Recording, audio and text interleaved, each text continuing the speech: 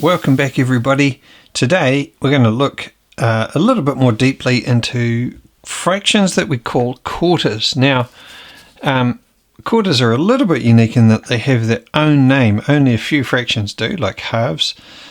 Quarters have their own name, but basically you can think of them also as fourths. Now, I've zoomed in quite a bit here so you can't see the whole circle, but you can see here that we're going to, if we have one of these broken away here, it becomes 1/4. It's one of this set of four, and that's all quarters are, talking about something, either a whole thing or a set of things, and we're just talking about a fraction. In this case, if we'd split that into four things, we've got either 1/4 of a whole, or if I had, say, 8 things and split them into 4 sets, I'd only have 2 things in that set to make a quarter. So let's have a look at that a bit more closely.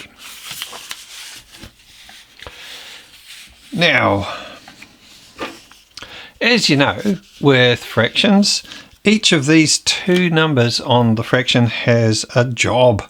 The number on the top tells you how many of the pieces we're talking about, and the number down below tells you how many times it's been chopped up. So if you look at this little circle here, you can see that it's been sliced into 4 pieces, and the job here is asking us to colour in 1/4. So if you did it like this and you picked a colour that looks okay on the video, yeah, that comes out all right. What I've done there is I've coloured in 1/4 of my shape. Now, it doesn't have to be a circle. Down here, the next one, it says colour in 3/4. Well, the process is the same. If I was just to do 1, it would look like that. But 3/4 is, well, obviously just 3 of them. So I'm hoping that's fairly straightforward for you. You don't have to worry about it too much. You could have a go at something similar like this for yourself. I've got 2 quarters here. Now, you'll notice something about 2 quarters. If I colour in 2 of these quarters, say I pick these 2 here, it has a similarity to another fraction that you might recognise. Yes, 2/4 is the same as if I'd said half of that shape. The only difference is the shape has already been cut into 4 pieces. So that's why I would say 2/4 instead of 1/2. Similarly, if I was looking at this whole shape here and it said shade in 4/4 or 4/4, it's the whole thing, isn't it? All I have to do is, if I was going to do this properly, I would shade in the whole thing, 4/4. And again, if you have fractions where the numerator is the same as the denominator, you can say that is 1 whole, and that's true for this one too. If I had 4 of my fourths, I'd have the whole thing. I'd have the whole pizza, the whole apple, whatever it is that I was chopping up. Now, moving on to sets of things. So if I'm looking at this here, I can see I've got 12 little squares. Now, the way they're set out, the temptation would be to go 1, 2, 3 sets, but we're chopping it into 4 sets. So we're going to have to use our imagination a little bit. How would I get 4 sets out of this? Well, if I turn it around this way, so 1, 2, 3, 4, you can see I've got 4 sets going down that way. Hopefully you can still see right on the screen there. Each one of those sets contains the answer that we're looking for, because we want to say, well, what is 1/4 of 12? Well, we've chopped it into 4 sets. So one of those sets would have 1, 2, 3 in it. So 1/4 of 12 is 3. Pretty straightforward, really, isn't it?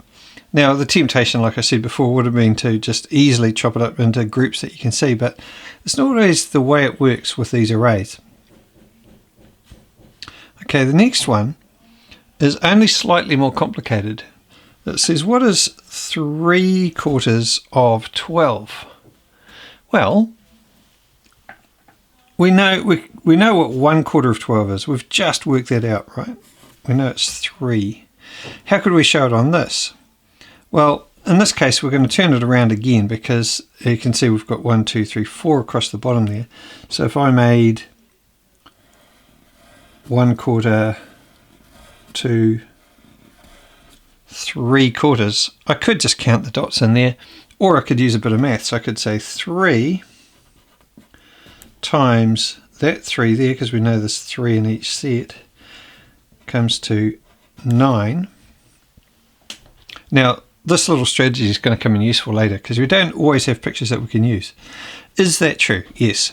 I could go 3 plus 3 plus 3, or I could go 1, 2, 3, 4, 5, 6, 7, 8, 9. The answer is indeed 9 because I'm talking about 3/4, not just 1/4. Now, we're looping straight into the tricky ones. Now, in this case, because the number is 16, the array, it doesn't matter if I go this way or that way. So I'm going to count 2 of these. So I'll go 1, 2. So I'll count those there. 2/4 of 16 I can see is 4 plus 4. So that comes to 8. Okay, so the next stage of what we're looking at is figuring out what to do with the numbers once we've figured out what 1/4 of a set is. So in this case the set is 16, and that's like this set that we've seen earlier up here. I'll just bring this down a bit for you. You can see that we've already figured out that 1/16, 1/4 of 16 is 4. 1, 2, 3, 4, you can see there. The question is 1/4 of 16, but there's no picture. That's okay. We know that the answer is 4. Now that's a standard sort of thing. You'll come across this sort of question all the time, 1/4 of a certain amount. Most times the question will be set out so that the number here is divisible by 4. So you can divide 32 or 28 or 24 by 4 and get a whole number. We're not going to worry about numbers that don't quite fit just yet. That's going to come up soon. But for the moment, we're just dealing with numbers that can be neatly chopped into 4 sets. If you go along here, though, you'll notice that it's asking what is 2/4 of 16. Now, again, we've already answered that one up here. So we know 2/4 of 16 is 8. Now, you'll notice that 1/4 is 4, 2/4 is 2 times 4. Easy. Okay, so then the next bit is, well, we know 1/4 of 16 is 4, so what would 3/4 be? The maths is simple. We go 3 times 4. Why 3 times 4? We know 1/4 is 4, like that. And we're talking about 3 of those quarters, as if you had this shape here. You've got 3 of the quarters, and each of those has 4 in it, right? So 3 times 4 is 12.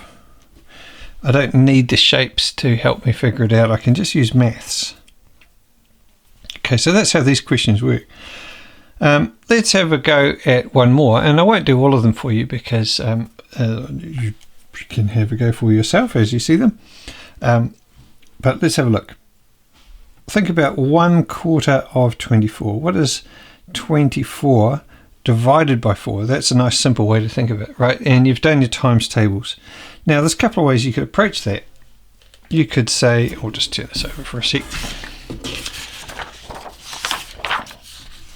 I could get 4 sets like this and just evenly spread out up to 24. So I can go 1, 2, 3, 4, 5, 6, 7, 8, 9, 10, 11, 12, 13, 14, 15, 16, 17, 18, 19, 20, 21, 22, 23, 24. And I can see that there are 6 of these marks in each of the 4 sets that I've made. There's a small problem with this technique though. Once the numbers get bigger, it gets a bit painful. It's harder to keep track and you're more likely to make a mistake. So it's better to know your times tables. So the question we had was, what is 1/4 of 24? We could do it in a variety of ways. We could use this type of algorithm here. We could use basic facts. We could even say 4 times what equals 24. And that's a perfectly sensible, logical way to do it as well. If you've been learning your times tables, you know that 4 times 6 is 24. Or 4 into 24 goes 6 if you're dividing it. You wouldn't use an algorithm like this for something like this. It's better just to know your basic facts. Okay, so we've established that 1/4 of 24 is 6. It's our starting point for this question. Then, inevitably, it asks, what is 2/4 of 24? Sweet. I say, well, I know 1/4 is 6, and I'm going to have 2 of those. 2 times 6.